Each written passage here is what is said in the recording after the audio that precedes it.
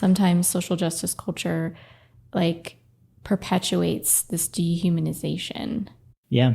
And like you said, like that's all happening likely from trauma, right? Because to some degree, I mean, I can understand the like arc of if you've been living most of your life without having validated something painful and then you start to validate it, you know, it becomes really loud and you have like different kinds of boundaries, right? Where it's like when you're first starting to learn boundaries, right? Like your boundaries are like, get away from it. You know, they're like really loud and kind of like intense. Yeah. And that's sort of mellows out as you continue to like do the work. And so that's real. That could be a part of like what's going on there.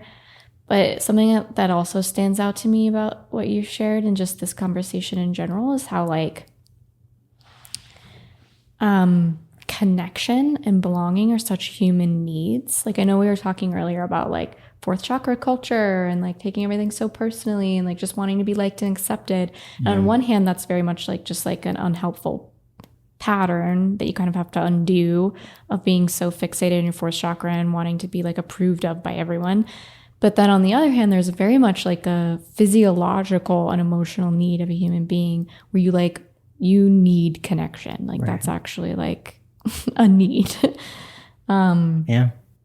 And that stands out to me in terms of like your story of, and it makes sense that, and I wonder if you want to speak on this, but it makes sense that maybe then in Oakland, right, the kind of feeling like, oh, I'm not belonging now because I'm othered because I'm a different color, you know, not systemically, but in that particular localized culture moment would create like a lot of shame, right? Which is, I think, and I see, and I also, this was my personal experience, is like a lot of my own good allyship when I was like fixated, instead of like, how can I just relate to the human in front of me as human, how can I be a good ally, is fueled by a lot of shame and like that sort of self-loathing. Yeah.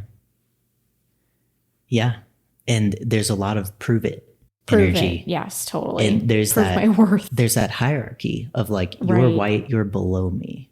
Like the system, your ancestors, etc., have fucked me over. They continue to fuck us over for generations.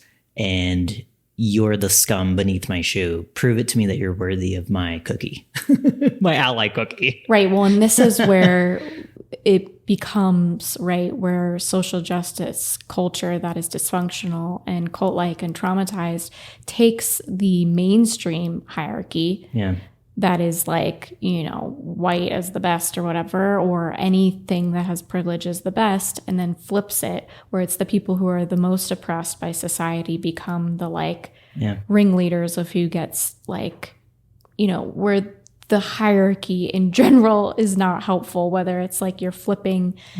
And I have so many like crazy, interesting stories about that, where I remember way back in the day when I was like first starting to kind of,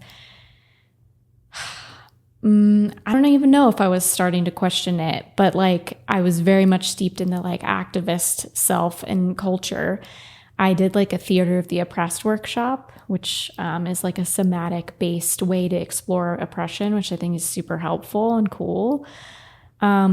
And I remember having the reflection, and I can't remember if the facilitator of the space tracked it as well, but like there's some sort of prompt where it then became apparent that like all of the like people with more privilege, race privilege, gender privilege in the space were kind of like shrinking to the people who had less. And just like how that's not what shared power looks like. And that's also not what healing and liberation looks like. And I think more and more people are waking up to that, but like, that's not what healing actually looks like. Is just reversing the hierarchy in a smaller context. 100%.